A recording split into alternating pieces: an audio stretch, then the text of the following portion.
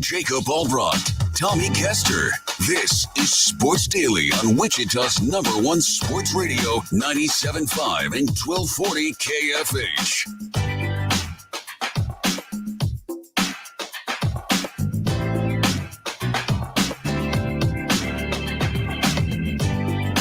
All right, welcome in, everybody, to another Sports Daily, a Thursday edition. Lots of fun to come today as we get into an NFL, well, really, it's like a 5-day stretch. You got games Thursday, Saturday, Sunday, Monday.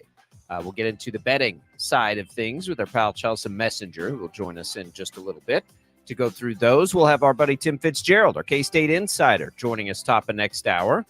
See if he can stir into their hornet's nest like he did last week, apparently. We'll get into that a little bit later as K-State gets ready to play Wichita State tonight. Pretty cool for us. You can listen, by the way, to either team's broadcast if you'd like with our family of networks here. Of course, the home of K-State and Wichita State athletics here at Odyssey. So that's pretty cool. That's coming up later. We'll get into that game as well. Lots to go. We'll give away a little bit of HTO today. Santa Jad will continue our string of giveaways every day on the program here on Sports Daily. And you can do that, and you can get in touch with us on the IHOP hotline at 869-1240. You can watch our video stream of the show. You'll find it either on Facebook, on YouTube, or on Twitch. Tommy, good morning. How are you? I'm good. I'm looking forward to the Wichita State K-State game tonight. It's kind of like Christmas comes early because we've got this great matchup. I've been looking forward to it primarily because of the longtime friendship between Paul Mills and Jerome Tang. But of course, I think that from a competitive standpoint, it's going to be a really close matchup tonight, I think, and I'm excited to get into it. Yeah, I think it's an interesting game, if nothing else, as we're trying to learn things about both teams, certainly. I think we don't know what we'll ultimately know about either team, quite frankly. We've been wondering about the line. We were banting about this yesterday in the office. I thought it would be around 7. Some people thought it would be as high as 10. It's 5.5 right now. K-State favored by just 5.5 over Wichita State. So that will be very, very interesting as both come in with 8-3 records. Vegas sees this as a very tight matchup. I think that I do too. We'll get into the stylistic pieces of it as we make our way through the show. Excuse me. Okay. Let's start, though, before we get into all of that and betting. Tommy, I think you took the bait on something last night, and you sent this to me. And we had the discussion yesterday about Aaron Rodgers and, how he loves the attention. Well, Mike Florio of Pro Football Talk, who also loves attention, put out a tweet of essentially Rodgers taking the roster spot of, is it their backup fullback? That's correct. Nick so Bodden. That he could be on the team to practice. And it was, quite frankly, painted in a light, very obviously and clearly, that Rodgers is this big evil monster who would dare steal the roster spot of what's his name? Nick Bodden. Nick Bodden, the backup fullback. I mean, the audacity. What a horrible teammate, right? That was the tone of that tweet. I think that's fair. Sure. Yeah, I mean, I get that. I think that he definitely painted Rodgers in a negative light. I get it because I kind of view Rodgers in a negative light about this. I don't have an issue with it. Okay. So I just want to make sure that I don't misunderstand the tone of because I haven't really seen it anywhere else, right? Like I haven't seen like this big, regurgitated story across the NFL. This was pretty much a Florio thing as far as I can tell. I don't have a problem with it. You sent it to me and I'm like, yeah, well, it sucks for that guy, but that's kind of the NFL. Guys lose their roster spots all the time for a variety of reasons. I don't think this is anything more sinister than, Rodgers and the Jets would like him to do everything he can to be ready for next year. I don't think the Jets would want Rodgers to play even if he was cleared to play. But if I'm them, I would absolutely want him practicing and taking reps and doing everything he can so that they are a well-oiled machine next year.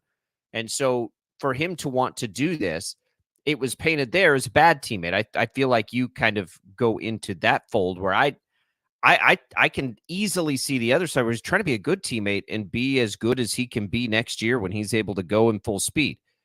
I just don't see the sinister nature of this that I think it was painted as. Well, look, I just think that there is the room for Rodgers. I don't think that he needs to be part of the team over the last couple of weeks of the season. I think that he can get away with rehabbing and practicing and working out privately away from his teammates for the final 3 weeks of the season. This guy, Nick Bodden, I don't know. I've never heard of him before. He's a backup fullback, but I feel bad for him because he's losing his roster spot. He's losing a paycheck because Aaron Rodgers wants to be with his teammates, and Aaron Rodgers isn't playing another snap this season. Let Rodgers work out in private and then let this guy have his roster spot for the final few weeks. And then Rodgers can rejoin the team in the offseason. You've got the OTAs and you've got training camp and you've got all of that. I don't think that anything is going to be lost by Rodgers not being with his teammates in the final 3 weeks of the season. On the flip side, I think a lot is lost for this guy, Nick Bodden, who's not getting paid now because he doesn't have a roster spot. Well, one, does he go back to the practice squad? I don't know that. So I just, I wonder a couple of things. Would you even know that this happened if it was Kirk Cousins that did the exact same thing? Well, I don't know. Somebody probably would have reported on that. I don't know. I think this is very much a Florio taking a swing at Rodgers. It probably is. I think this kind of stuff happens all the time in the NFL, like every day. It probably, well, not in this scenario. Like, you've got a quarterback who is done for the season. So why does he need a roster spot? And he wants to practice with his teammates. It's 3 weeks. It's unnecessary for him to have a roster spot over the last 3 weeks of the season when the Jets are already out of the playoff race. But this guy, Nick Bodden, is now not getting paid. It probably is necessary for him and his livelihood to get a game check. I can't choose this to be my hill to die on to feel bad for guys who get cut in the NFL. I'm not dying on the hill. I'm just saying, yeah, you're absolutely right that Florio is taking a shot at Rodgers. And that's very true, but that doesn't mean he's wrong. It doesn't mean that he's his assessment of it is wrong. He may be looking for attention just like Rodgers wants attention. He may not like Aaron Rodgers. That could all very well be true, but it doesn't mean that Florio is wrong in his assessment with this. And by the way, I just want to say Florio is wrong quite a bit. I'm not a huge Florio guy, but in this scenario, okay, I kind of get it because how necessary, you don't hear Kirk Cousins, who's out for the season, saying, you know what, even though I'm not going to play again, I'm going to take up a roster spot from somebody else just so I can practice with my teammates. He's shutting it down for the year, and he's practicing and rehabbing probably in private. Yeah, I don't know. I think that I would trust Rodgers and probably the team that they feel like it is beneficial to get him out there. And have him be doing this. I think when you're looking, it's a cutthroat business. And if you're the Jets, I don't know anything about Nick Bodden, and I always feel bad for guys in the NFL when they get cut. I wish they'd expand the rosters. But somebody's always going to get cut. But if you're the Jets organization and you're trying to do everything you can to win, this is a no-brainer. If the coaches or Rodgers or whomever or some combination of it are yeah, we'd like him to be out there at practice right now, then it's just an easy decision. It's not Rodgers sitting in his chair evilly saying, I must have a roster spot and get this peasant out of here. Which I just... You don't think so? You don't think there was any of that? Because I wouldn't be surprised if that was maybe the case to an extent. I mean, he probably did. He's not sitting in a evil chair as a villain and rubbing his hands together. What has Rodgers done to be a bad teammate as a Jet? I don't know. I don't know the answer to that. I'm not in the locker room. But you we were in the locker room, I think, in some capacity with HBO, and people were generally impressed with the kind of teammate he was or the reaction his teammates had to him. I mean, you keep saying deferring to Rodgers and the team that the benefit is there for him to practice with his teammates over the last 3 weeks of the season. Tell me what that tangible benefit is, and tell me when they break camp next year, when the season starts, tell me tangibly what will be better or worse directly contributing because Rodgers practiced with his team over the last 3 weeks of the season. I don't think you can. I don't think anybody can. But I'm not worried about the rest of the season. I'm worried about the next 2 years. I get it, but tell me when next season rolls around, what kind of benefit you'll be able to look at the start of next season and be able to point it back to, oh, he got 3 weeks with his team at the end of this season to practice because he got a roster spot. Why were why was Paul Mills and why were these coaches so excited to get the exhibitions over the summer? Because he's a brand new coach with a bunch of brand new players around him. Rodgers hasn't played a game with these guys. Rodgers went through the entire offseason with them last year. And hasn't played a game with them. them. Training camp and all of that. And we talked yesterday at length about how the best thing for the Jets to do is to rebuild different pieces of their team, especially the offensive line, this offseason. So it's probably going to be a completely different looking offensive line next season. So what I don't understand what he gains by taking a roster spot in the last 3 weeks of the regular season. I think if we pulled 100 coaches right now and asked them, do extra practice reps benefit a quarterback and his teammates? At the end of a season before you get into the next year? 100 of them would say yes. Okay. Why did they work out in the offseason in high school football? Like, I'm not like reps are always let important. him get reps in the offseason with his teammates and everything. But no, I don't think anything tangible or measurable is going to be gained with him being on the active roster the last 3 weeks of the season. Nothing. I just, especially if the offensive line and other parts of the team might be completely different next season. Okay, so the reporting on the ground there is that Bodden is likely landing back on the team once he clears waivers. If he doesn't clear waivers, then he's going to be on somebody's team. The strange thing is that the Jets are keeping 4 quarterbacks on the 53. Other than that, this is very much business as usual in the NFL. This is not unusual. Show me other teams that carry 4 quarterbacks on their active roster, and one of them is not intending to play for the rest of the season. Like, look at it. Is Joe Burrow on the active roster? No. Is Justin Herbert on the active roster? Joe Burrow can't practice, and neither can Justin Herbert. If he could practice, but he wasn't planning on playing for the remainder of the season, would he be on the active roster? I've never heard of that before. Maybe it's happened. I've never heard of that before. So I'm telling you, I think this is a hit piece. And Rodgers, now I will say, now let me say this too. Let me say this too. Rodgers has earned the hit piece. Like he's absolutely played his role on this. Bodden will be added to the practice squad and elevated if he's healthy, by the way. He missed practice yesterday with a knee injury. His 2023 salary was guaranteed after week 1. He's not losing a dime. That's the reporting today. Nick Bodden won't lose any money. His money's guaranteed, and he didn't practice yesterday because he's hurt. You think that's important context to this story? That's a little important, knowing that it's guaranteed money. Yeah, it kind of changes things. No, I don't know if it changes things a little. I don't know. He's hurt. He's not practicing. He's not practicing. He didn't practice yesterday. So they're moving him out, who wasn't practicing because he's hurt, to move Rodgers in so he can practice. Does he have a designation that he's not playing again? Like, would he have not played this weekend? Would he have not played the weekend after? We don't know that. Well, we know he's not practicing, and he's very likely back with the team today. On the practice squad, he wasn't practicing anyway. He wasn't going to play in the game. He's the backup fullback.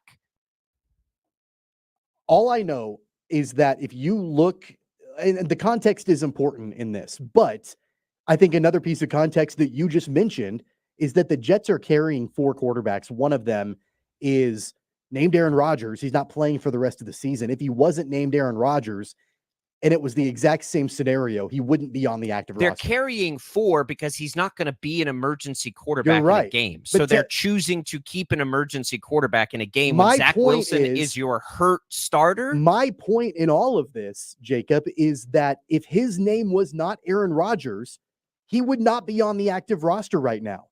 He has dictated exactly how he wants this to go. Dictated. And he's you don't know that. You don't know that at all. If you don't think Kirk Cousins, if he was able to get out there and get work in, would want to get work in when he comes back from his Achilles injury? Have you ever heard of a situation where a quarterback who is shut down for the remainder of the year but still can practice takes up an active roster spot? I don't care who the person is that's getting bumped, if it's Nick Bodden or somebody else. Have you ever heard of a situation where this happens? Because I haven't. And I think it's only because he's Aaron Rodgers and only because he dictates the way that things should go.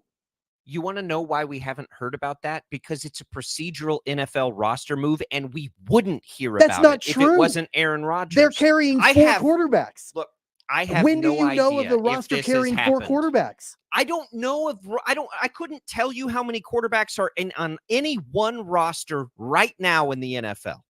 I have no idea. And you don't either. And nobody out there knows how many You don't quarterbacks. think that we would hear how many if a team quarterbacks had are the 4 Colts? quarterbacks? How many quarterbacks are the Vikings carrying on their active roster? I think they're carrying 3 on their active roster. You've got Nick I Mullins. think they are. Nick I have Mullins, no idea. Jaron Hall, and Josh Dobbs. Give me another team. I don't know. I don't have a clue. I know who might carry more guys. I mean, I don't look at teams' 53-man rosters outside of a very occasionally. But you don't think that we the would Kansas know? City Chiefs. You don't think that we would know of a team that would be carrying 4 quarterbacks when one of them is not going to play the remainder of the season? Why is he on the active roster? And I think that's a fair question to ask because this sort of thing doesn't happen. It's not a procedural thing that we just never hear about. We hear about everything. We hear about who's being placed on injured reserve, who's being elevated from practice squads all around the league on a daily basis. Yeah, I mean, we would absolutely hear about this if it's happened in other times. The only reason it's happening now is because it's Aaron Rodgers. That's all I'm saying. We are only hearing about it because it's Aaron Rodgers. You're right, because a quarterback wants to get in there and practice. And now we've very quickly, with some boots on the ground reporting from people who are there, we've been able to say, well, you know what? Nick Bodden wasn't practicing anyway, so he was wasting a practice spot too. So you have an injured player not practicing. Is he wasting somebody else's opportunity? You don't think that there's another player potentially on the practice squad that could help the Jets in the game this weekend that they could put on the active roster? Absolutely not. No. Do I think there's a player on the practice squad who's going to help the Jets win a game this week? No, I don't think there is. I didn't say win the game, but contribute. I absolutely think What are we doing here? The Jets are trying to win games. The Jets are going to do everything that they can to be as good as they can next year. If they / Aaron Rodgers feels like practice reps with these guys now is going to help them do that, then maybe they're going to do that. Maybe they shouldn't play the final 3 games of the year and just forfeit them. If they only care about next season, then just forfeit them. I can't believe that we're trying to, 1, say Rodgers is stealing Nick Bodden's money, which is clearly not happening now, and 2, saying he's this bad guy for wanting to practice. Like, that's what this Aaron Rodgers wants to get out there and practice. Go practice. Not with his team, he can't. Go practice in private and rejoin your team in the offseason and go through the OTAs and go through training camp like a normal player does. You don't have to have an active roster spot right now. And if the Jets are just going to give up on the season and just let a guy who's not going to play have an active roster spot, then I guess just forfeit the games then. Because I guarantee you there's somebody on that practice squad right now that could come in and probably get meaningful special team snaps and contribute in a positive way to the team this weekend and beyond. But if that's not important, then I guess that's not important to the Jets. It's not as important as Aaron Rodgers being as good as he can be. Then cancel the games. Then cancel the next 3 games. Yeah, that's not an overreaction. Like, this is a non-story. It's not a non-story. We would never talk about this in any other circumstance that a guy is taking a practice spot. I don't get it now. We'll come back. We got Chelsea Messenger, but we're gonna have to switch gears. We can get back to this later. Love to hear people's thoughts on this. 869-1240 on the IHOP hotline. Let's take a break. Let's come back. We'll see if Nick Bodden's absence has any impact on the betting line this weekend with the Jets. Ridiculous. Come on. All right. We'll come back with more Sports Daily after this.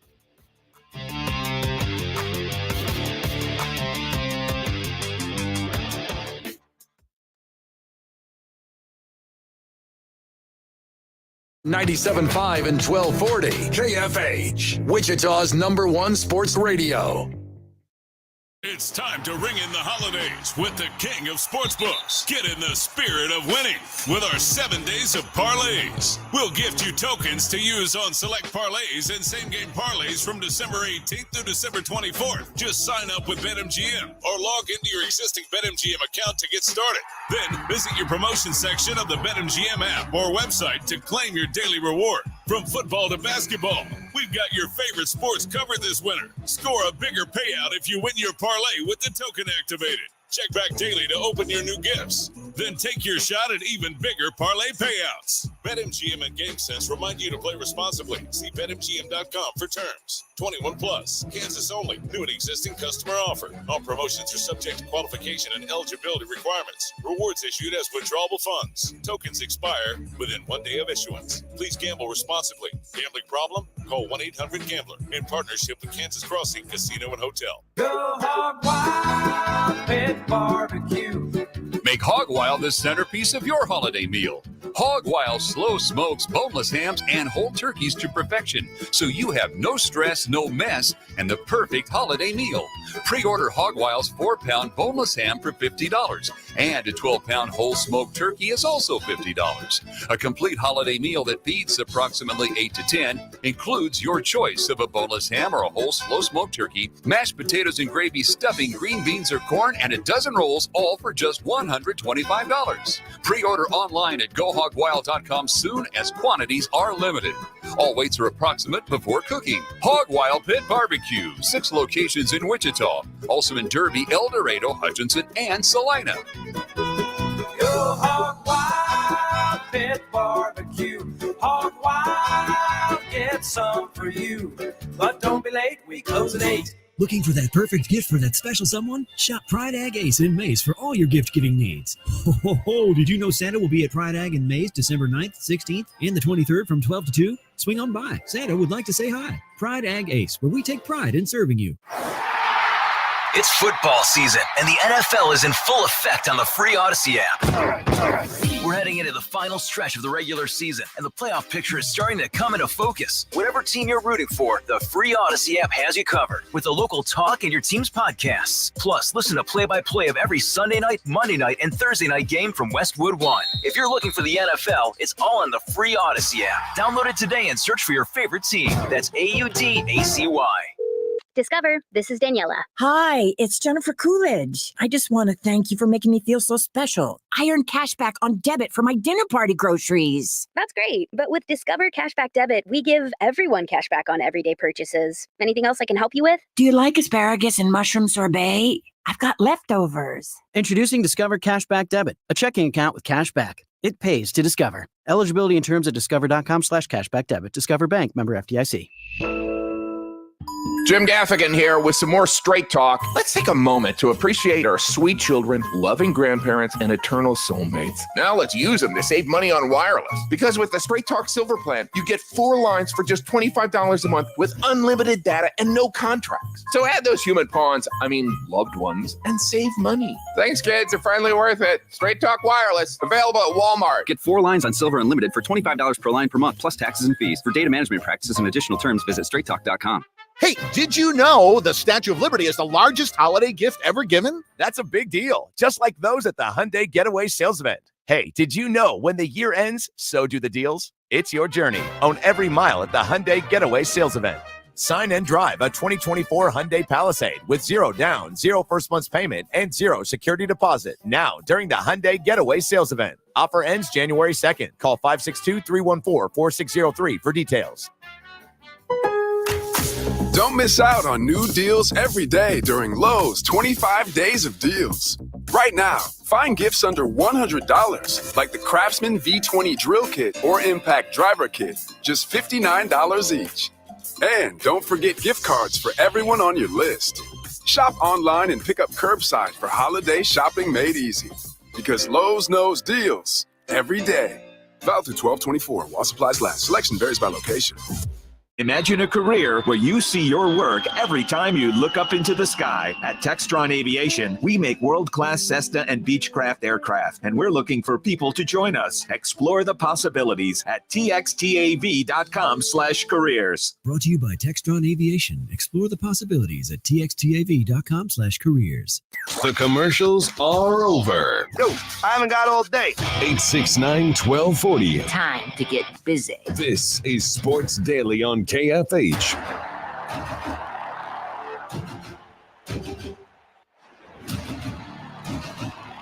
We're going to be talking a little betting. By the way, primetime NFL games from Westwood One are available live for free right here on KFH and the Odyssey app. You can always tune into KFH tonight for Thursday Night Football. The Saints in California to take on the Rams. Simply download the Odyssey app and search for KFH at kickoff.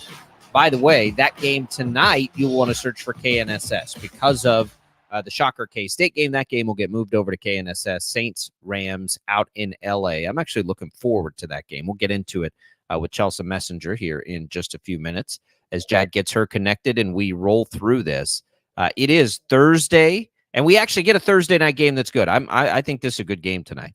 And then Saturday, Sunday, Monday. And it's not just one game Saturday, Sunday, and Monday. Like, it's all NFL all weekend long. And it should be, you'll have plenty of opportunities for good games included tonight. All right, let's welcome in our pal Chelsea Messenger to the show. On the line is the host of the Daily Tip and Odyssey Sports Betting Insider, Chelsea Messenger. Insider calls are presented by BetMGM. Go check out all of the latest lines today on the BetMGM app. Also, be sure to check out the Daily Tip podcast for more of Chelsea Messenger analysis. Just search BetMGM wherever you find your podcasts. All right, welcome in, Chelsea. Glad to have you back this week. How are you? Yeah, doing well. We have a whole host of games to bet on this weekend. So if you don't want to spend time with your family, we have 3 NFL games and 5 NBA games. Man, that's just that's a big weekend. All right, let's start it tonight. We on Monday, we were talking about the Rams, and it was like, man, the Rams are probably better than we think they are. They may be, a fun, like, absolute long shot play now that they're healthy at making some noise in the postseason. And it was like, when do they play next? Looked ahead. It was Thursday night against the Saints. They're -4. For me, it was an immediate, I'm all over the Rams -4. What do you think about this game tonight? Yeah, the public's all over the Rams as well. Believe we're seeing 70% of the money on the Rams because I feel like everybody's been very underwhelmed with what we've seen from the Saints. They are 7-7, which doesn't sound that bad until you realize they had the easiest schedule in the entire NFL going into this season. So I'm trying to look at like a good win for the Saints this year, and it's hard to find them because, their defense is posting good numbers, but they're playing the Giants. They're playing in the NFC South where they get to play the Panthers. They're playing the Falcons, So it's just they have had the easiest schedule in the NFL, which makes it a little tough when you look at the metrics because their defense does look good on paper. But again, who have they played? If you remember last week, the Rams were one of my best bets of the week because exactly what you've been saying. The Rams have been under the radar, but slowly putting together one of the better offenses in the league, scoring at least 28 points in 4 straight games. This is a tough matchup for the passing game, at least on paper. The Saints secondary is pretty solid, at least when it comes to the numbers. I'd be with you, but I do think you have to remember that it almost feels like one of those games where it makes too much sense for the Rams to win this game. I would say if this game was in New Orleans, maybe I would really like the Saints, but I think I'm with you on the Rams, but something feels a little off. It seems like Derek Carr is one injury away from like a body cast. I mean, the guy has been just banged up all season long. Is it too risky of a play to do anything with Derek Carr? I know on the other side, you just talked about the Saints secondary and how it might be a tough passing night for Matthew Stafford, but is it a good idea to stay away from Derek Carr too? He has been so inconsistent. I'm not completely sure. Like if it comes to props, or do you mean just his general, like how well he does? Yeah, just props, like player props with him. Yeah, I don't know. This Rams defense has been middle of the pack. There is one prop that I am looking at that it goes completely against the matchup, but I think the opportunity will be there because this is one of the lowest numbers we have gotten on Alvin Kamara all season long. It's 29.5 for his receiving prop. The thing is, Alvin Kamara is not your average run-of-the-mill running back. He gets targets like a receiver. He has gotten 14 targets in 2 games this year. He's gotten 7. He's gotten 8 targets in some of these games. So 29.5 seems like a very gettable number that even though the Rams have been very good at stopping pass-catching running backs, there have been running backs who have gotten this number. You look at the Eagles, DeAndre Swift got this number. So maybe you're buying low on Alvin Kamara here. I do like that at 29.5. He has hit this number in 9 of 11 games this year. Yeah, and we know that Carr will dump it off if he needs to. I'm with you on that. All right, so Saturday, Chelsea, we can just take this like chunk by chunk since we get that this week. Bengals Steelers, pretty good looking matchup there, pretty impactful matchup there, and then Bills Chargers is a dud game, but maybe there are opportunities as we look to Saturday. What do we think of these games? Yeah, let's start with the Steelers game. The matchup-based play here is Pat Freiermuth, the starting tight end for the Pittsburgh Steelers. Just based on the Bengals being especially generous to opposing tight ends.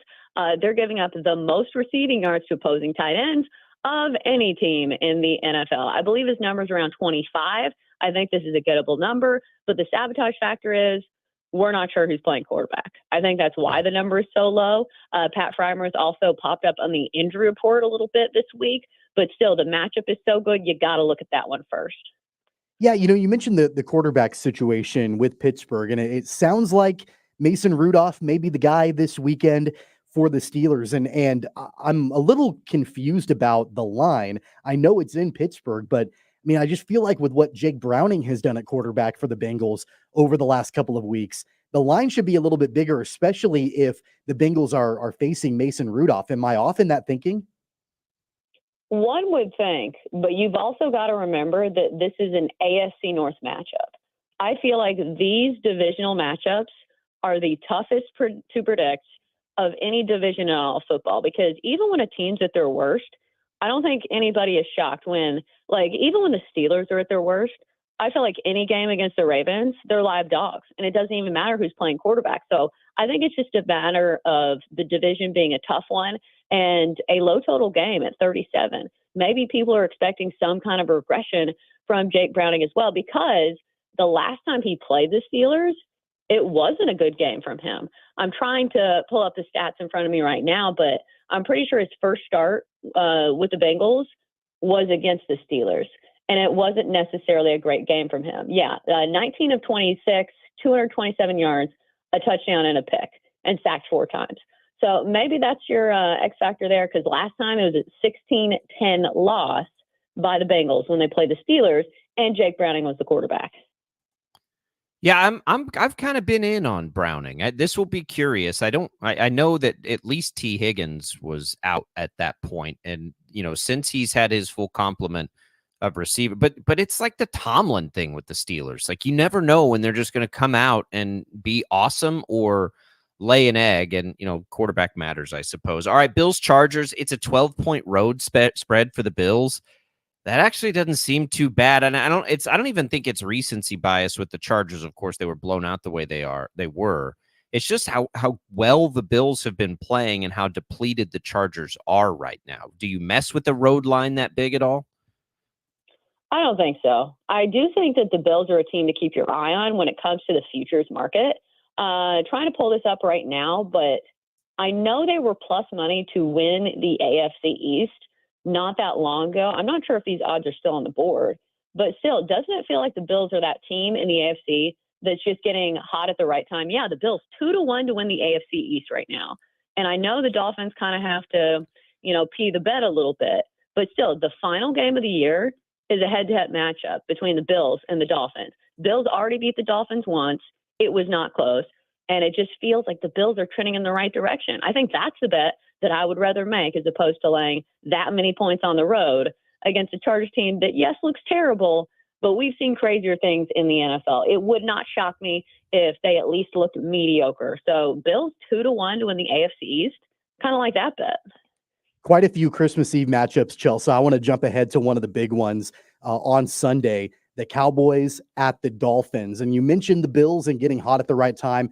They demolished the Cowboys a week ago, but the Dolphins demolished the Jets as well. This is right now a 1.5 point line, 1.5 point spread in favor of the Dolphins. Are you concerned at all about what you saw out of the Cowboys a week ago? And do you think there is a chance they can bounce back against the Jets and be able to cover this? Well, here's the stat that you need to know about the Cowboys in this situation. The Cowboys 12-1 against the spread, coming off a loss since 2020. That feels like a pretty impressive metric. And I'm not sure why this is. maybe because it's such a publicly talked about team that when the Cowboys lose, it feels like the sky is falling, and the narrative changes, drastically. But still, the Cowboys have been good in this spot. When they're coming off a loss, they are very good at regrouping, and that's not a small sample size. That's since 2020. So I do like the Cowboys here. The Dolphins kind of feel like they're falling apart at the seams. They have a ton of injuries on the offensive line, which I don't think bodes well going against Micah Parsons and company. So I kind of like the Cowboys there. It's not my best bet of the week, but if I had to pick a side, it would be the boys. Yeah, it's an interesting one. Buffalo, Josh Allen didn't even throw for 100 yards as Buffalo dismantles them. We know Miami can run the ball. The Cowboys going in had the best run defense in football, so they've definitely got a chip on their shoulder there. Anything else from the Christmas Eve slate, Chelsea, that we need to know about before we look ahead to Christmas Day? Yeah, let me make sure the days on some of these, because you look at the slate and you're not sure what day some of these take place, especially this week. Some of my favorite bets of the week, so let's just go to that. Okay, this game's on Christmas Eve. I think this is a great buy low spot on the Green Bay Packers this week. Laying 4.5 on the road at the Panthers, who, yes, are coming off their second win this season against the Falcons. I think this is a great sell high spot on the worst team in the league and a great buy low spot on a Packers team that still is fully capable of beating bad teams by at least 5 points. So I think that's the buy low spot on the Packers. Also, speaking of buy low, I think we're looking at that same situation with the Cardinals and Bears. I'll take the 4 points with the Cardinals against the Bears.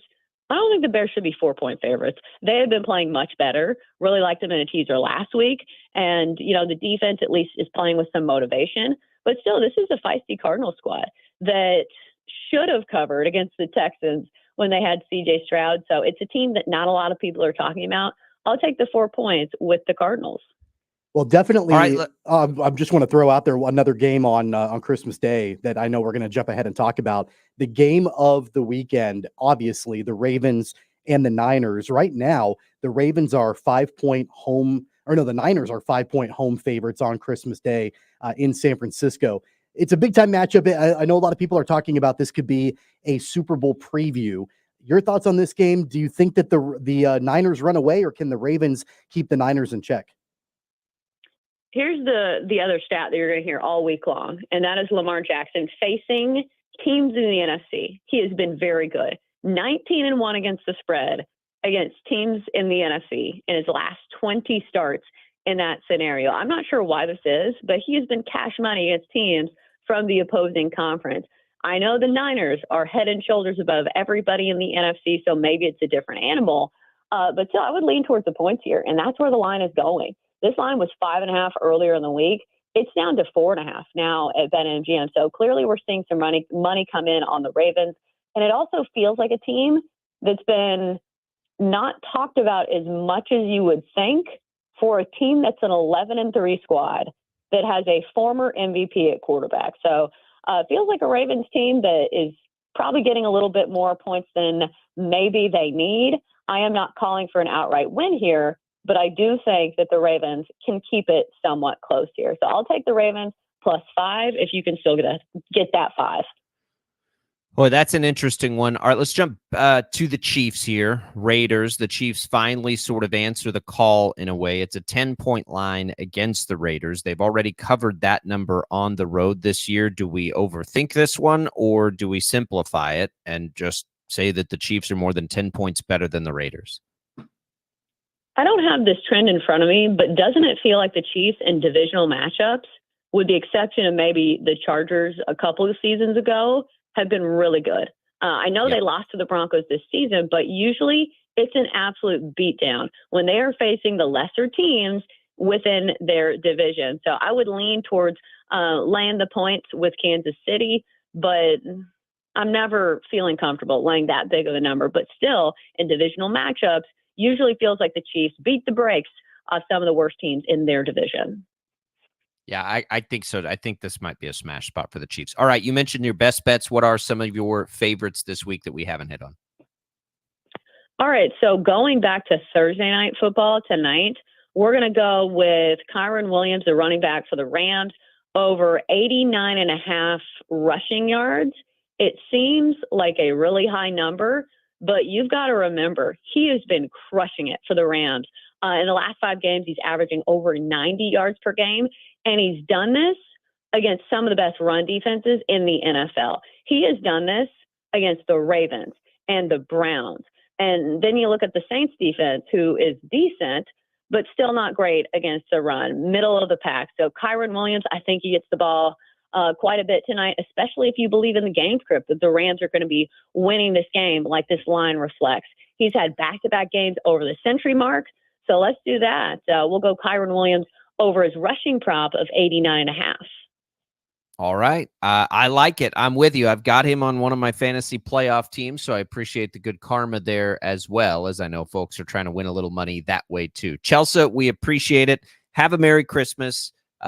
We'll talk to you before the new year, so we'll wish you a Happy New Year at that point. But Merry Christmas. We appreciate it. Always appreciate the insight to help us try to make a little money. Yeah, thanks for having me.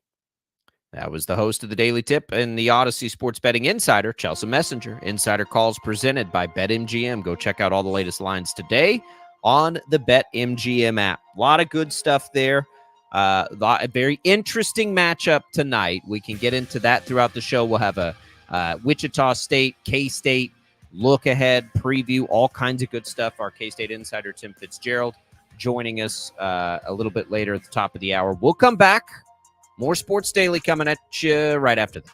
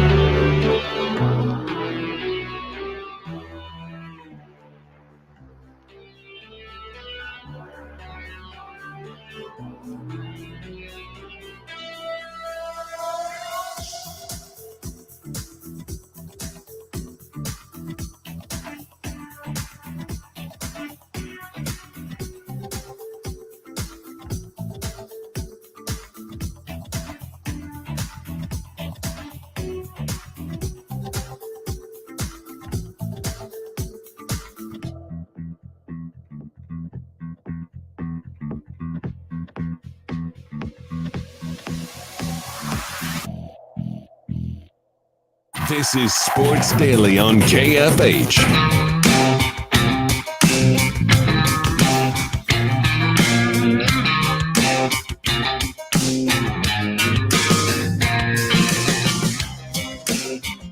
All right, welcome back, everybody, to Sports Daily. We appreciate the segment there with Chelsea Messenger. Lots of good betting tips in there with Chelsea.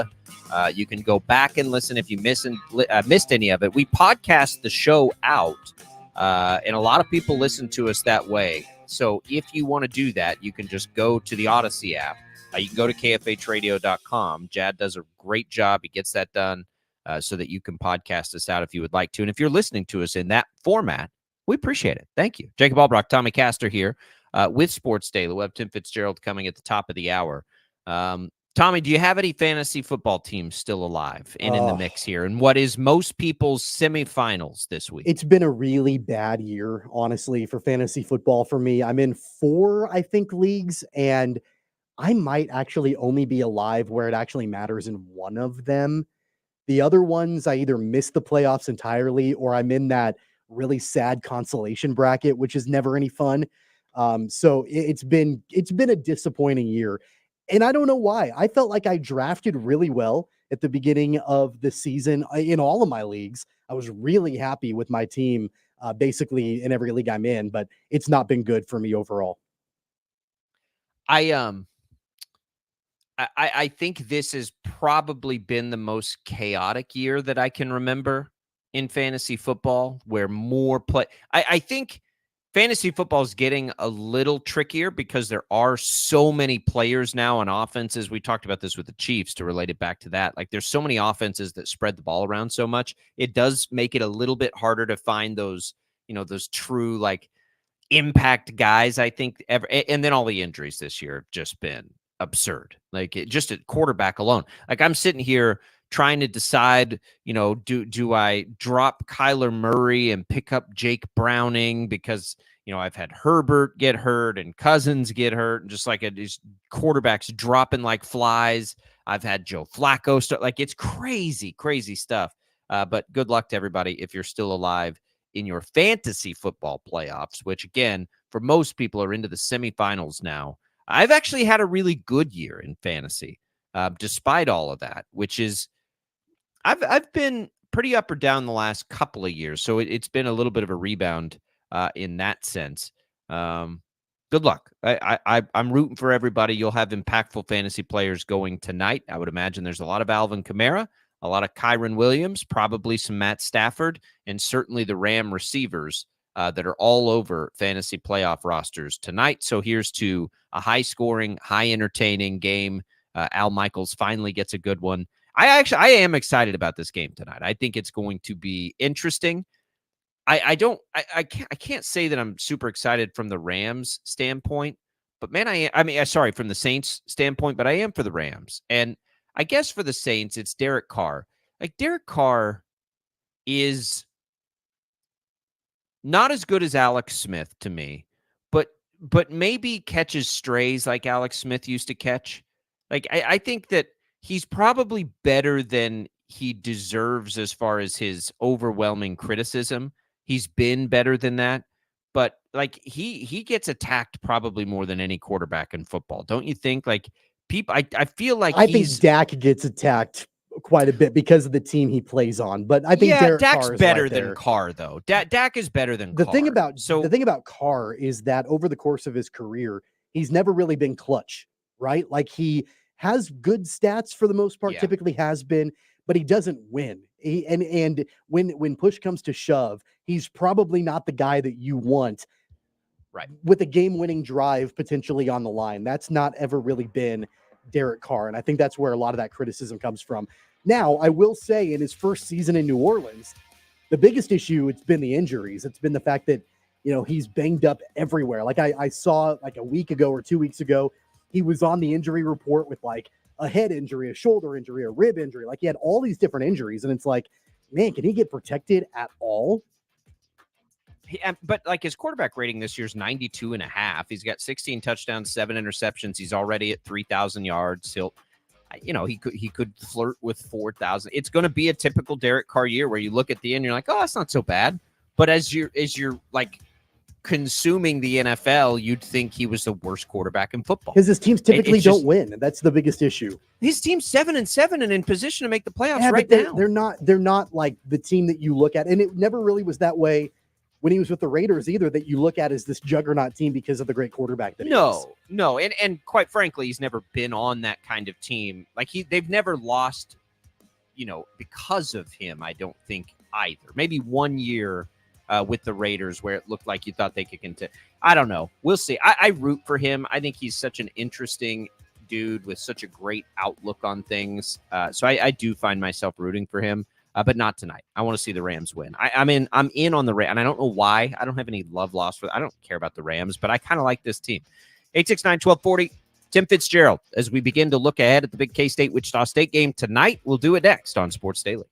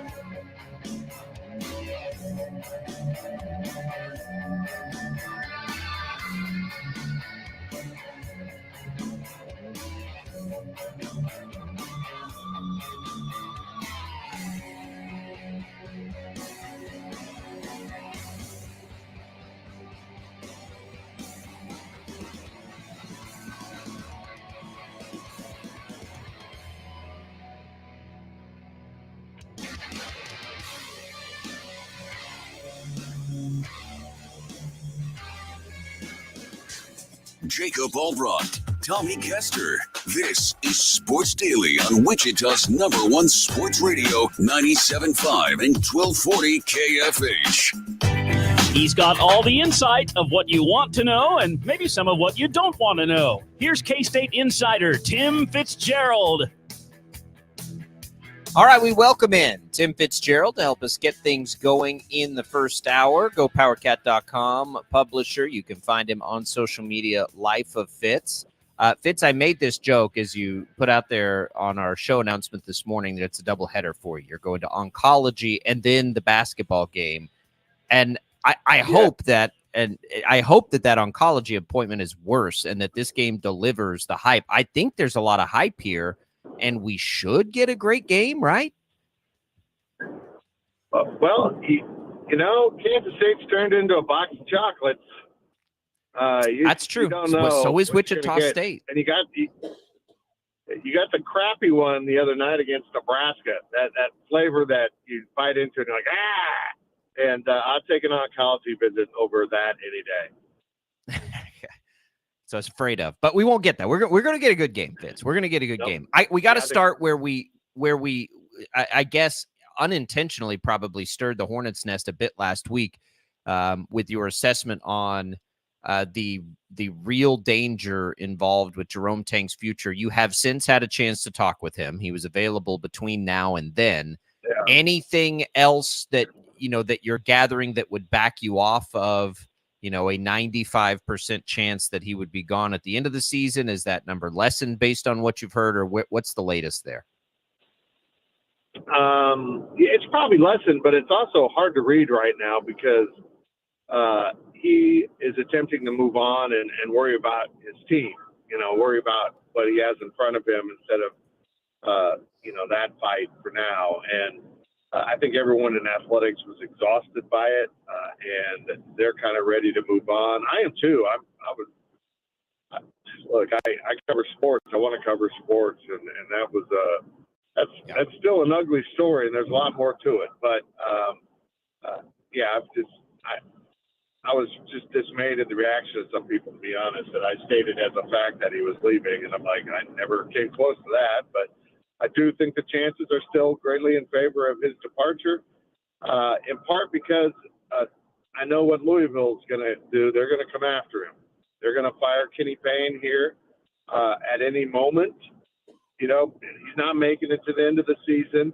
And at that time, I'm sure Louisville will be up in the ear of Jerome Tang's agent. And so that's one to be concerned about. And that's probably true whether you have this situation or not. But I've heard rumors they're going to throw so much money at him. He's got to be really in love with Kansas State to stay. So we'll see how it all plays out. But I'm glad I get a return to covering basketball tonight.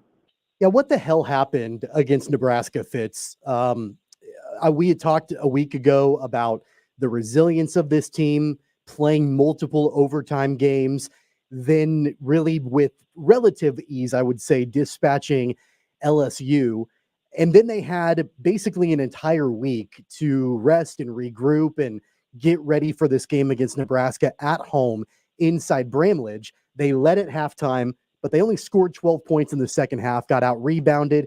Is this a game that you just kind of wad up and throw in the trash can and try to move on from? Or are there some legitimate concerns here moving forward? Well, the rebounding was a concern. Like, some nights you don't shoot the ball well. That's just a reality of basketball at any level. Sometimes you make them and sometimes you don't. The whole team didn't. I mean, 12 points in the second half, and that included their final 3 being free throws. They didn't hit a field goal in the final 5. But that wasn't the problem. The problem was getting outworked and out-rebounded and out-hustled by Nebraska.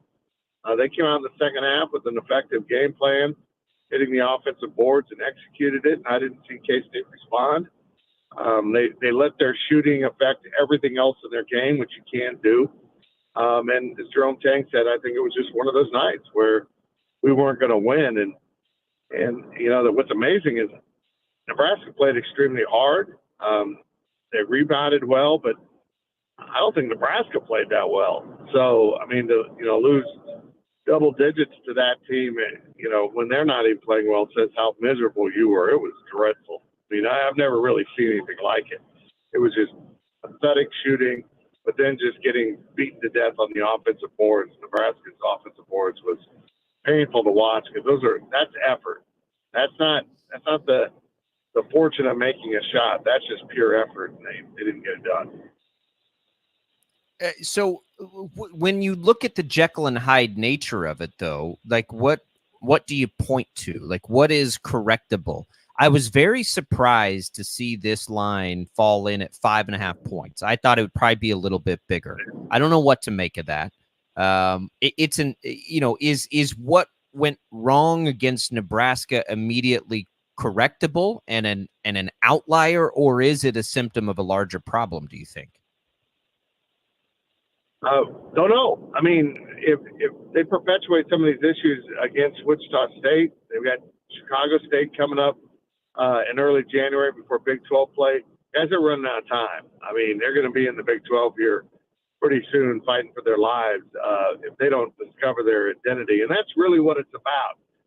They're a collection of pieces here, and they don't have a Marquise Noel right now that sews everything together, a true point guard. This will be the last game they play without Wes Glover, one of their transfers who injured his knee in the exhibition game. He'll be back here after the start of the year. They hope he helps kind of sew things together. But, Tyler Perry's an outstanding guard, but he's never really been a point guard.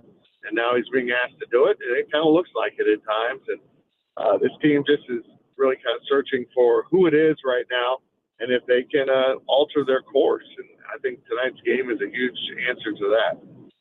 Do you have concerns long-term about the shooting from this team, especially long-distance shooting? This season, Kansas State shooting about 30% from three. And like you mentioned a couple of minutes ago, they didn't shoot the ball well against Nebraska. Do you think that that's just kind of a one-night thing when they didn't, shoot the ball particularly well? Or are there some legitimate concerns with their long-range shooting? Well, here's the disconnect. Tyler Perry has proven himself at the Division I level to be a really good shooter, and he's not. Arthur Kalumas, had a 3-4 game tear there from three-point range in which he was brilliant, and he wasn't. Cam Carter was tearing it up in practice to the point where Coach Tang said, I think we've got a really good shooting team based on all of this, and he didn't shoot the ball well. So it's better not be a situation of bright lights scaring this team because that's all you're going to get in the Big 12. And you're going to get that tonight in T-Mobile in a big crowd. I hear it's one of the bigger crowds for one of these Wildcat Classics. So it's going to be interesting to see how this team proceeds. And I think, now knowing they don't have Naquan Tomlin, I thought at LSU kind of showed that we were moving on, but boy, they look like a team looking for Naquan to come help them against Nebraska, and he's not coming to help. He's in Memphis now.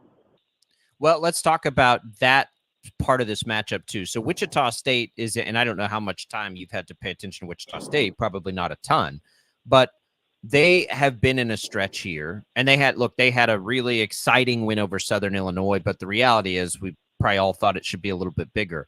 They have run into a stretch now on their end where the bigs aren't providing much offense. And if you looked at this matchup on paper, at least in my amateur eye looked at this matchup on paper, I would tell you that Wichita State has an opportunity to have a big advantage down low here with their two bigs going up against K-State's bigs, but they haven't been there offensively.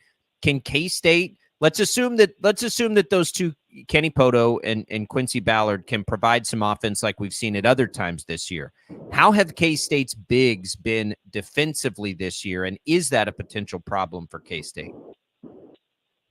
They've been good. They had problems with Nebraska's big because he was more of a traditional, high skill, wide shouldered. You're not going to move him. He's going to, take that 10, 15-foot jumper. He's going to score around the basket. He's going to rebound. They couldn't move him. So Will McNair couldn't get around him offensively. Defensively, that wasn't really the problem. It was once the ball went up off the board, then they couldn't contain him because he would just muscle his way to the ball. So that is interesting. They brought in McNair to try to slow some of that, and we'll see if he's effective tonight. And, they can get maybe a little bit better play from David Gasson, who has really hit a stretch of poor play that we didn't see last year, and he's got to get through it. This is a question, Fitz, that is not about the game at all, but more about the relationship between Jerome Tang and Paul Mills. It's been a lot of fun to read about their friendship that dates back decades, and their families are friends and all of that. And, of course, spent a ton of time together on the Baylor bench. And now they're both leading their own programs and they're facing off against each other tonight. What do you know about their relationship, and what is it going to be? What is it going to mean, do you think, for Jerome Tang to face off against his good friend Paul Mills tonight?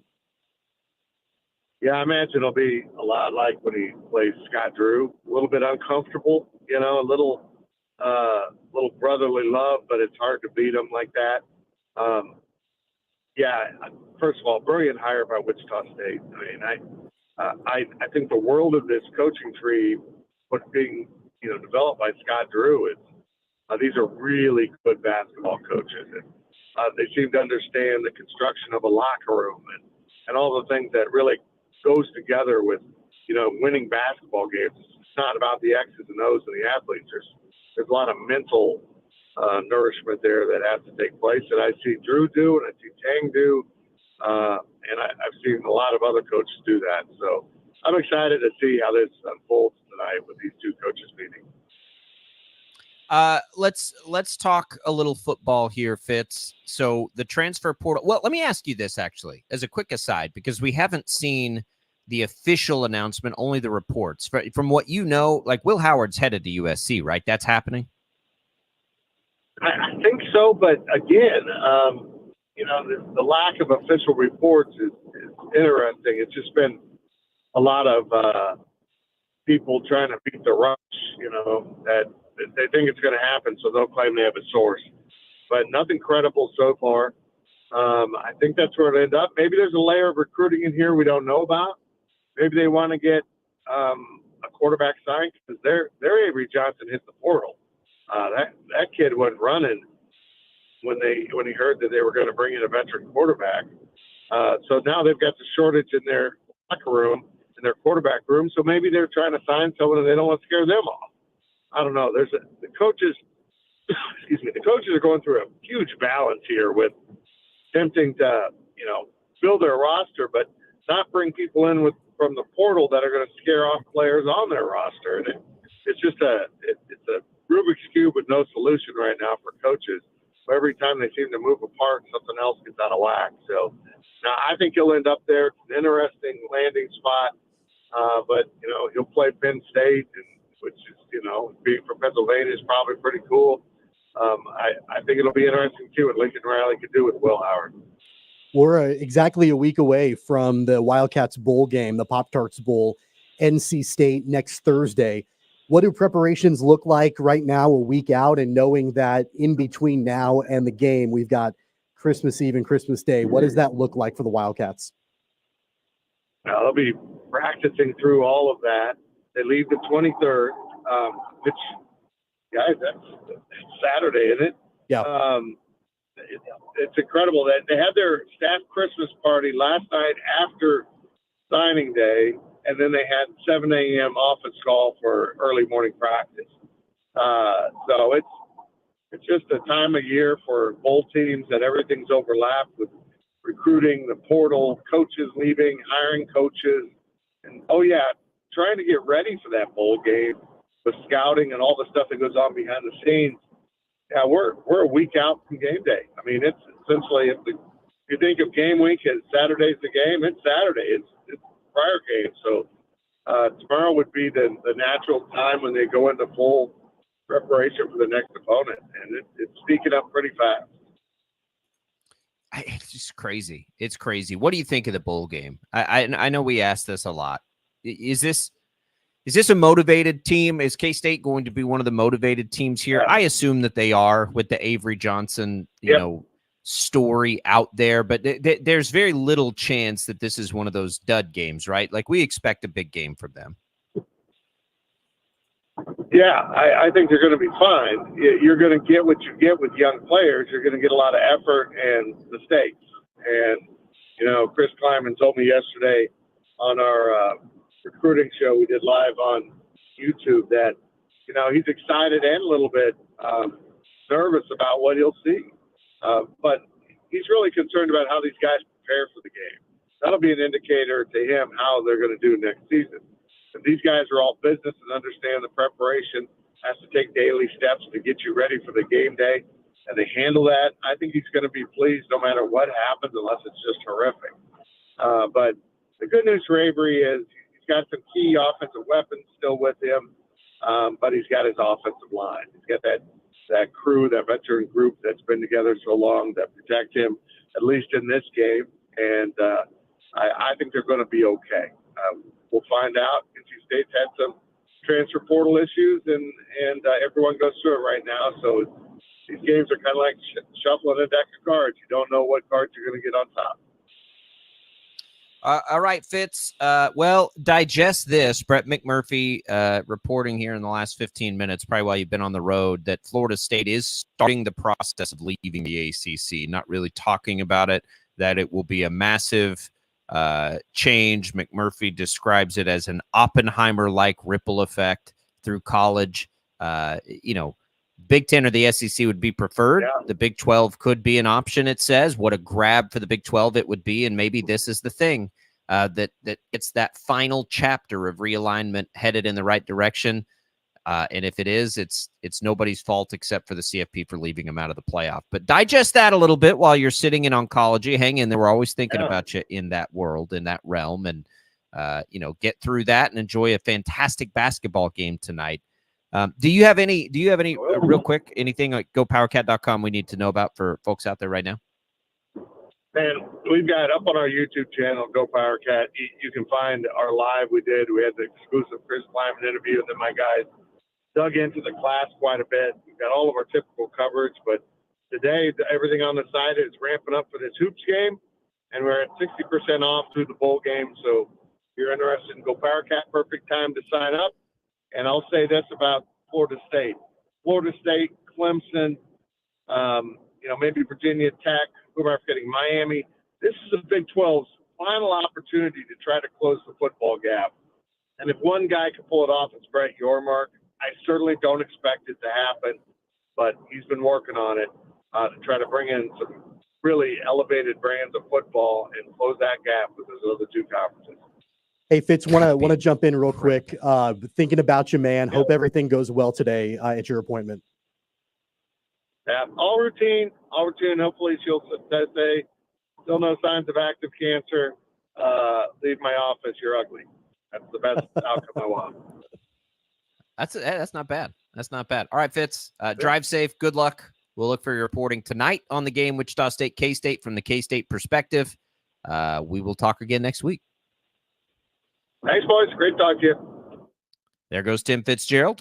GoPowerCat.com publisher. You can find him on social media at Life of Fitz. Always good stuff there. Interesting stuff. Fitz takes the interesting approach, which is, in my opinion, all we can ask for in these things. Okay. We just mentioned it. Brett McMurphy and he's not the only one. It's been floating around there this morning. His is a little bit more specific on this Florida State story.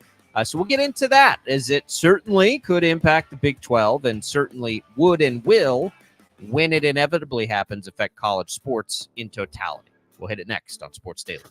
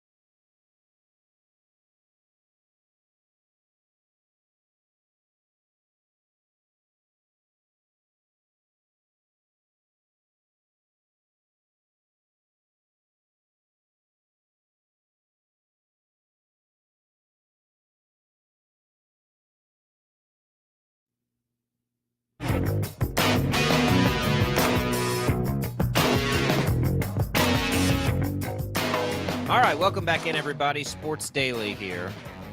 So Jacob Albracht, Tommy Castor with you. Before we get into this Florida State story, let's do our giveaway right now. Everybody on your toes. On your toes. 869-1240. We'll give away some HTO Brewhouse coffee, hot iced coffee, espresso, specialty drinks, all your favorites, the milk options, the non-dairy options. It's all there for you. Check it out. Go inside. We'll give you 2 free Brewhouse coffees. Those will be good for either the East Wichita HTO location or the HTO location in Derby. You can get those 2 free Brewhouse coffees right now by calling us on the IHOP hotline, 869-1240. Santa Jad will get you taken care of. All right, Tommy, lots of reports out now that Florida State, and we knew this, there's been smoke with Florida State even before this season. Certainly more smoke and fire since Florida State was shamefully snubbed from the CFP despite an unbeaten season, and a lot of different metrics that would tell you they deserve to be there, but they're not, and they're mad and they're angry, and if they weren't already looking for a way out, which we know that they were, they certainly are now, because what's the point, honestly? Like, what's the point of being in the ACC if you can go unbeaten there and not make the playoff? And I know the playoff's expanding, and this is a this year problem only, but it looks like they're going to get this done, and it will probably shake things up. And they've been looking for a way to do this for a long time anyway. So the question really does become, and it always has been this question, when the ACC inevitably loses some teams, are they SEC teams? Are they Big Ten teams? Are they potentially Big 12 teams? Or is the ACC able to do something on its own to maybe grab other teams? So the shakeup is going to come. We don't know in what capacity. This is, Florida State leading the charge, and I think they'll ultimately get this done. I wish I understood the timeline a little bit better. There was a point where, and I talked to Dennis Dodd about this on CBS Sports Radio, probably, it had to have been early in the season. And he didn't think at that time that Florida State brought enough to the SEC specifically because they have such a presence in Florida anyway. He pointed, maybe to areas where they don't, like North Carolina or Virginia, perhaps, like trying to reach footprints they don't already have. I would imagine that will have changed now because of Florida State's season they just had, and the fact that they are bringing in, I think, a top 5 recruiting class this year. So their brand has expanded in the last 6 months, certainly. So it really does become a question of, does the SEC want them? Because I think that's always going to be option one. The Big Ten should want them. They absolutely would be good for the Big Ten, but I don't, who knows? And I mean, for the Big 12, it would be the coup of the century to get some of these high-profile ACC teams. I think probably, if I had a guess, Tommy, and this is a guess, obviously we're not talking to people in the ACC, I would guess that the top end teams, Florida State, Clemson, North Carolina, probably Virginia, Miami, end up in the SEC or the Big Ten. And then it's those other schools where the Big 12 could swoop in. Does that really, strengthen the football brand? I don't know. It certainly strengthens the basketball brand, which is a win also. But it is strengthened numbers a little bit. Do you think the Big 12 has any chance to get any of these premier programs? Probably not. Probably not at the top end. Now, backing up what Fitz said, if anybody could get something done, it's Brett Yormark. We've watched him be a wizard over the last couple of years with conference realignment. But I don't think the top tier teams are realistic to think about coming over from the ACC to the Big 12. I think I kind of back up your thoughts on this. Once the top tier 4 or 5 teams find a new home, whether it's the SEC or the Big Ten, it wouldn't shock me if the ACC, for self-preservation, does what the Pac-12 wouldn't do. And they try to figure out a way to stay viable. And that might be a merger with the Big 12. And then at that point, you're looking at teams like Pitt and NC State and, some other schools that are in that, maybe in the mid-tier to low-tier ACC schools. And then you've got some regional matchups like West Virginia is already in the Big 12, and then it makes sense and they can play Pitt, and it'll be a conference game. Like, there are some logistical, geographical matchups that make some sense. I'm going to go a little bit of a step further here, I think. You mentioned the top tier schools going to either the SEC or the Big Ten, I think they go to the SEC. I know that at one point it didn't really maybe make a whole lot of sense because of their presence. But at this point, like the SEC, like the rich can just get richer. And I think that that's something that Greg Sankey's going to be looking at. I mean, think about all of a sudden you've got matchups that are conference matchups between Florida State and Georgia, Florida State and Alabama, Miami and Georgia, like just different matchups like that regionally that would beat Clemson and Georgia. Like that becomes a conference matchup. I think that would be a lot of fun. And especially when you look at the networks involved, ESPN is getting ready to look at, or they're getting ready to start their SEC coverage. They would love to have a matchup like Clemson and Georgia. That's a conference game, right? And so I think that that's really where it's going to be the driving factor. I know that maybe it didn't make logistical sense a few months ago. I think it definitely does now for the SEC. Well, so I wonder, like the one thing that I would wonder aloud about is the availability to get in the Big 12 could possibly be easier than the others because of the way that TV contract was built, right? And that, I think they can be added at full money, just the way that contract was designed. And I don't know that the others have that flexibility. So it could be just an ease of the process as much as anything else. And when we talk about rivalries, we act like with college sports rivalries, new ones can't be created. But just think about how crazy that sounds, right? Like, are the Chiefs and Bills not a rivalry now? That's never been a rivalry before, but it's the rivalry we probably most look forward to. And we don't really care about, Chiefs Raiders right now because that like sometimes rivalries are just brewed with success in the high stakes of games.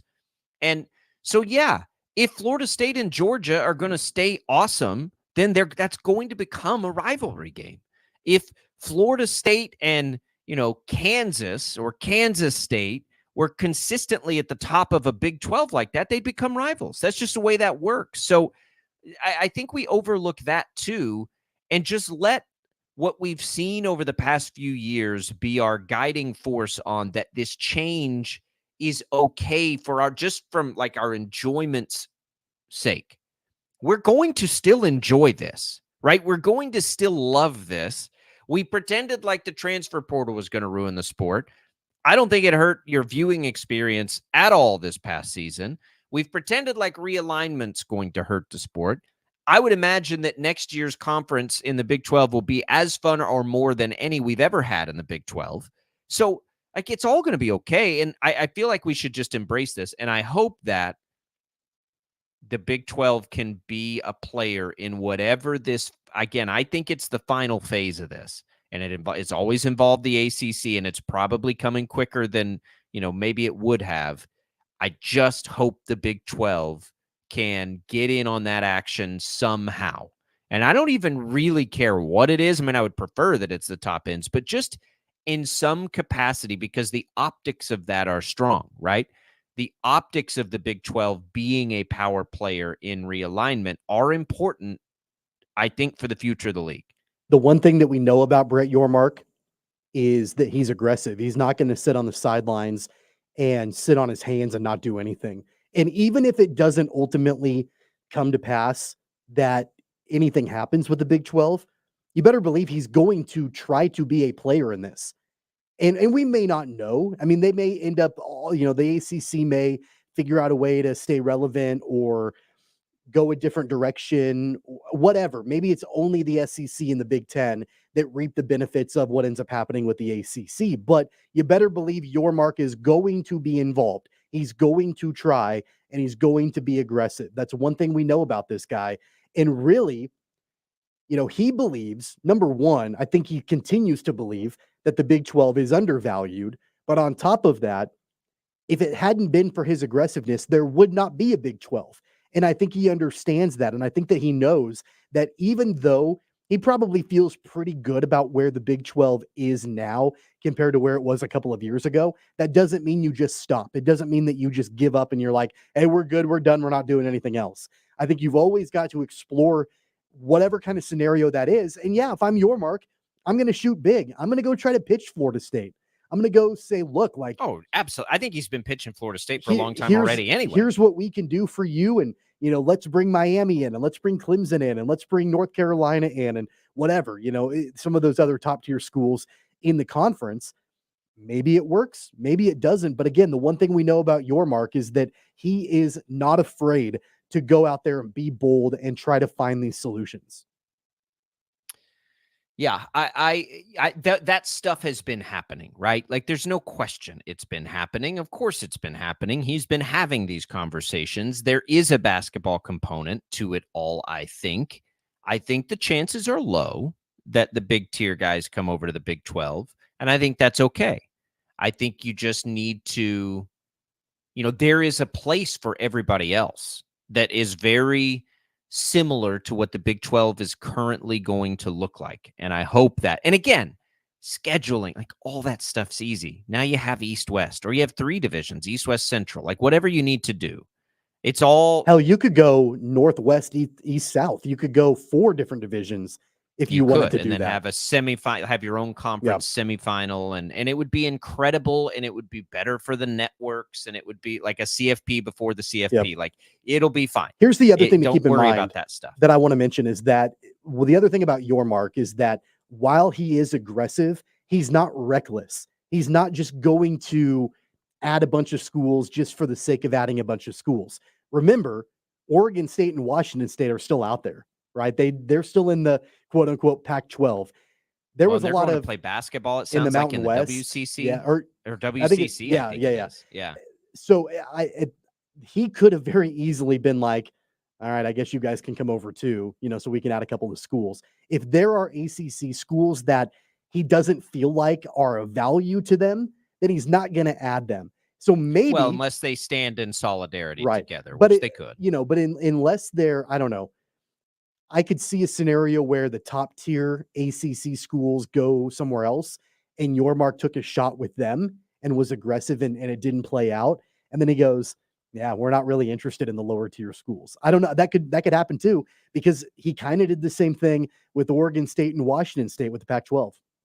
I think that's the wrong play. If that is out there and on the table, I don't think that would be smart. Because I do think that you don't want the ACC to then become bigger and better, right? That would be not good. So, and just to like put into perspective, so if Clemson, North Carolina, Florida State are a part of that, I think people generally, and I don't know, again, I don't know enough about the history there, but I think people generally consider Virginia in that group, and Miami probably. Outside of that, you still have Louisville sitting there, which has to me always been a Big 12 type school. NC State, Georgia Tech, which has a huge academic component to them. Virginia Tech, Duke. Are you kidding me? Boston College, not that interesting. Syracuse certainly is. Pittsburgh certainly is. And Wake Forest is. I think Louisville is too. I think Louisville is an interesting school. Louisville's where I started. No, Louisville would be the. Louisville, to me, has always made sense. They feel like a Big 12, always have felt like a Big 12 school to me.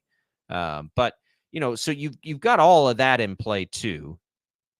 I think there's plenty of value in adding those teams. I think it lets you have way too attractive of a television package not to end up in the conversations that you need to be in if you go that route. And so I do think there's strength in numbers.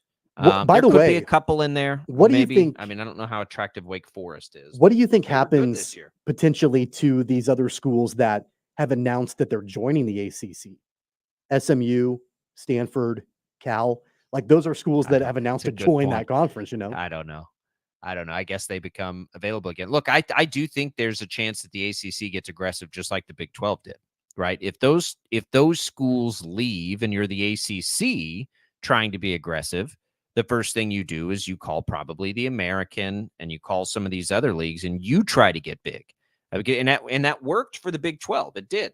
And maybe there's an appetite for that. And then you have 4 power leagues, because let's be real, an ACC minus its top tier teams plus, the best of the American or whatever it is, looks an awful lot like the Big 12. I would still say the Big 12 is better, but not by a just like some massive margin. I mean, certainly the additions of the Pac-12 schools help, but if we're just being honest about the situation, there could be room for 4 of these leagues, and the ACC being the 4th, just in a different look than it currently has. I think what's apparent is Florida State doesn't fit, right? Florida State is probably, and it's not to the level of like Texas and Oklahoma. And that's where I think people have struggled with Florida State and where they would fit, because they're not Texas or Oklahoma. And that's what the SEC wanted. But are they Washington and Oregon, which is ultimately what the Big Ten took on? Probably so. Probably. I think, I would venture to guess that Oregon and Florida State are very comparable brands, right? So we'll see. I think that if you're Florida State, the Big 12 is obviously your third choice, right? Because there's more money to be had in the SEC and the Big Ten. That's math, right? Yeah. It is what it is. And I think your Mark knows that. I think he probably knows going into it, hey, we're going to be their third choice. They're going to go SEC or Big Ten before they come to us. So let's try to find a way to move up in those standings. And I don't exactly know how he goes about it, but you better believe he's going to pitch it. Watch basketball, because we don't know really where those conversations are with what could happen with basketball and how much value that brings, both on the men's and women's side, by the way. That could be some sort of X factor we don't really understand yet, but who knows? I mean, that's something that he's certainly pitching. It's something he's certainly paying attention to, and I think it could be awesome, and maybe a reason that the Big 12 becomes close to as attractive as these other places. Because ultimately, I think if you take that basketball brand and combine it with a lesser football deal, those overall dollars are probably going to be close. We'll see. 869-1240, your thoughts on it. We'll come back. We'll give you maybe it's an impossible task. We can try to predict K-State, Wichita State tonight to some degree, and certainly Thursday Night Football. Still plenty to come here on Sports Daily on a Thursday.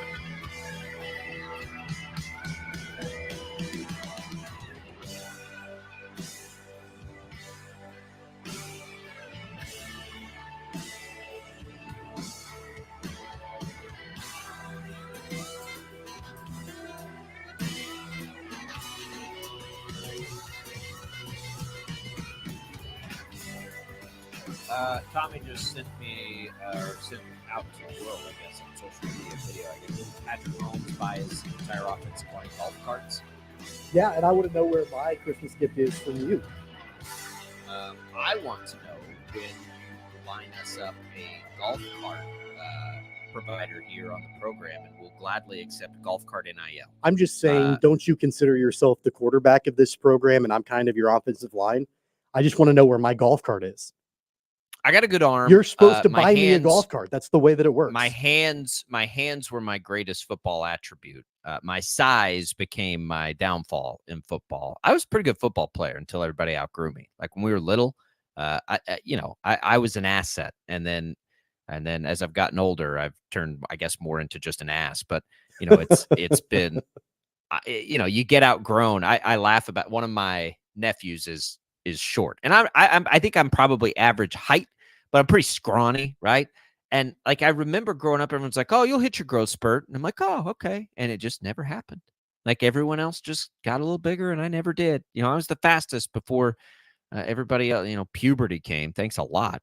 No, I don't know if I'm the quarterback or a wide receiver. Diva receiver, maybe. Are you one of the Chiefs receivers and you drop the ball pretty consistently? Is that what you're saying? No, my hands are not a problem. Okay. I have great hands. I will say that. All right, let's preview tonight's basketball game. Wichita State, K-State. We talked about it from a K-State perspective with Fitz. I don't know how else to look at it other than to say I think Wichita State can have an advantage if they get some offense out of their bigs. We haven't seen that in the last couple of games. I do think that's the path for Wichita State. I don't think, and again, this is as unpredictable a basketball game as I can remember, but I don't think that the Shockers want to go blow for blow with the K-State guards as much as we've loved the job that Colby Rogers, Xavier Bell, Harlan Beverly have done. I don't think that's going to be at least the way this thing is designed out. I think if you're trying to find a Shocker advantage, it would come through Kenny Poto, offensively, and then in totality between he and Ballard trying to shake things up down low. I think. I mean, this is hard to get a grasp of. Look, I think that the Shockers maybe do want to go up against the Wildcat guards and force them into bad shots. We talked about it with Fitz. K-State has not shot the ball well from long distance. They're like 301st in the nation in shooting threes. And so if you can challenge that and force Kansas State into bad shots from three, then I think that's going to be an advantage for Wichita State. Also, Wichita State is just a better rebounding team, I think, than Kansas State is. If they can win the rebounding battle, that was really the detriment of Kansas State against Nebraska last weekend. They did not rebound the ball well. So I don't necessarily know if you need to have a ton of offensive production in this particular game from Poto and Ballard. I think you just need them to rebound the ball well and win the rebounding battle against the Wildcats. They've done that all year. And then at that point, I think Wichita State's a good rebounding team. So I think that's good for them. And so if you can win that rebounding battle against a team that struggled recently in rebounding, that's gonna set up well for Wichita State. I like the Shockers in this game, honestly. I like Wichita State. Maybe even on the money line to outright win. I think it's going to be a close game, but I'm going to give the nod to Wichita State.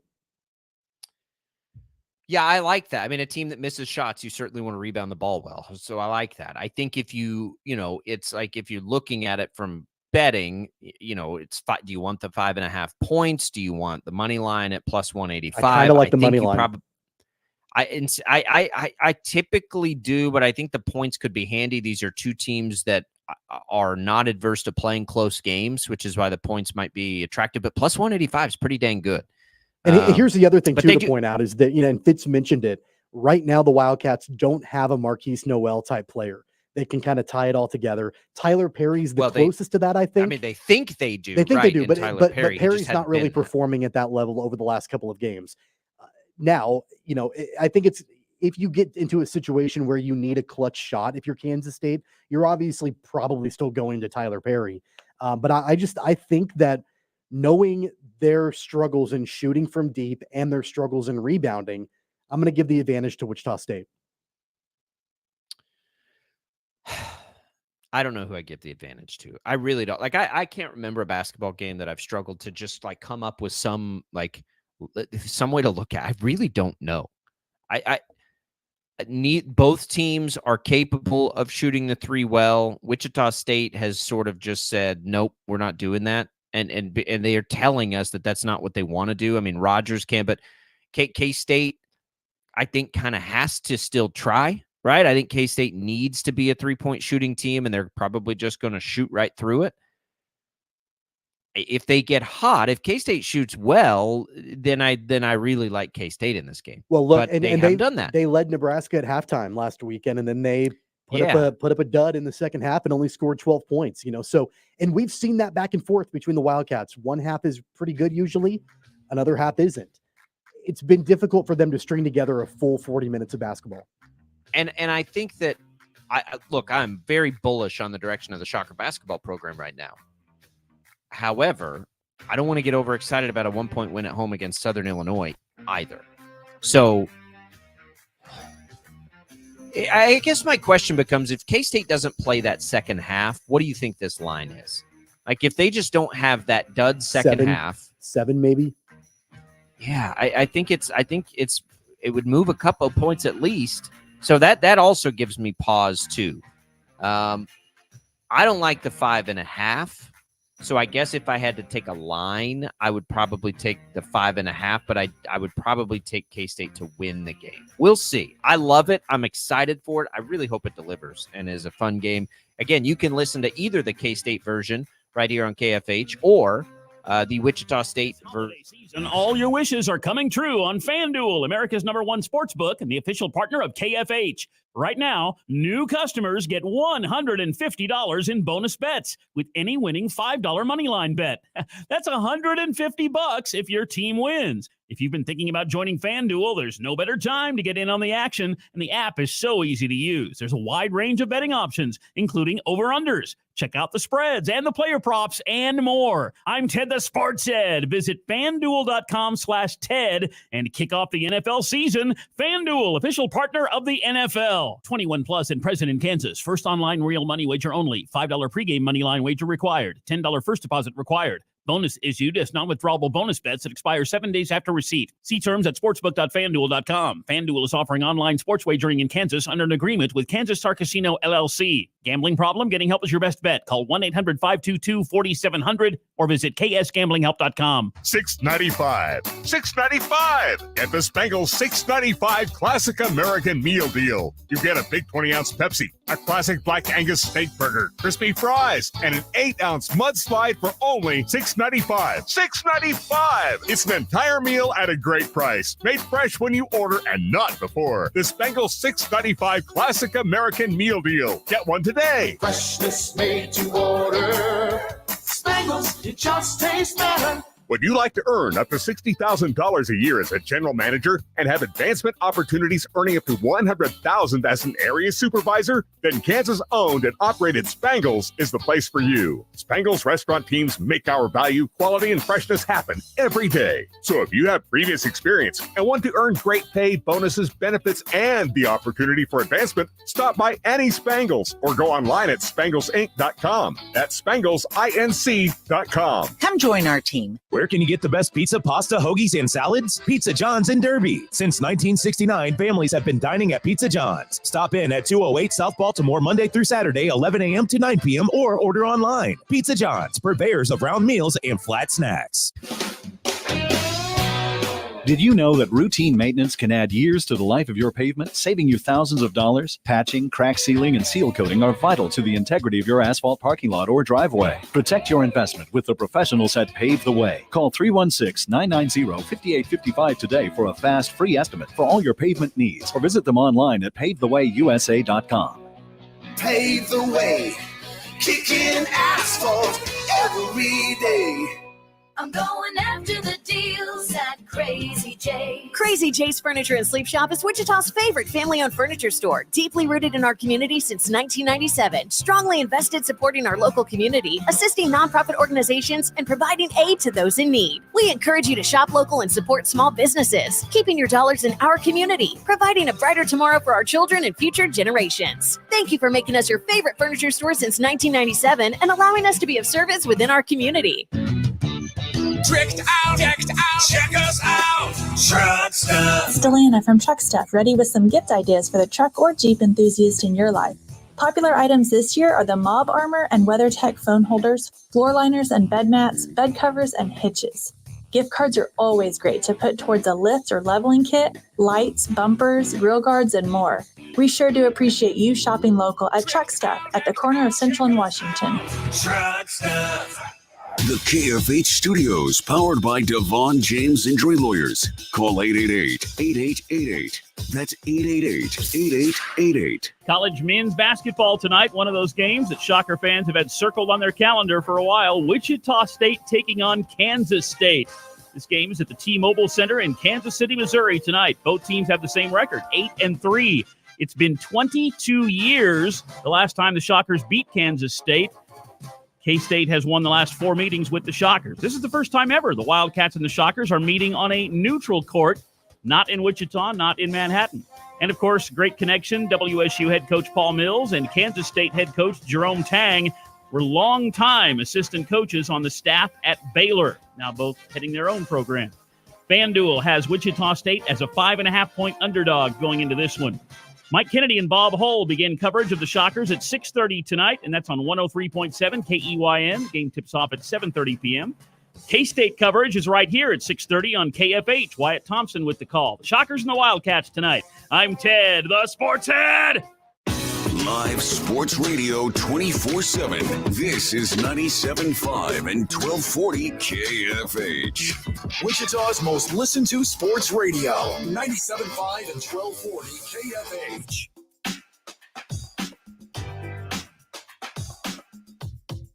All right. So you heard some of it there with Ted. Just to recap the coverage tonight. If you want the Shocker call on the Wichita State K-State game, you'll be here with us on KFH at 6:30.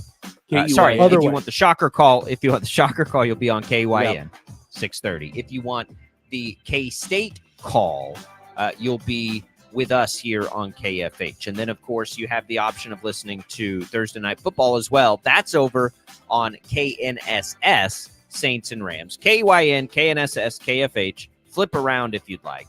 Regular programming up until that point. Jim Rome, Bob and Jeff from 2 to 4, Zach Gelb. Thanks, everybody, for tuning in. For Tommy and Chad, I'm Jacob. We'll see you tomorrow. Sports, lighter news, and great comedy with Bob and Tom mornings, 97.5 and 12.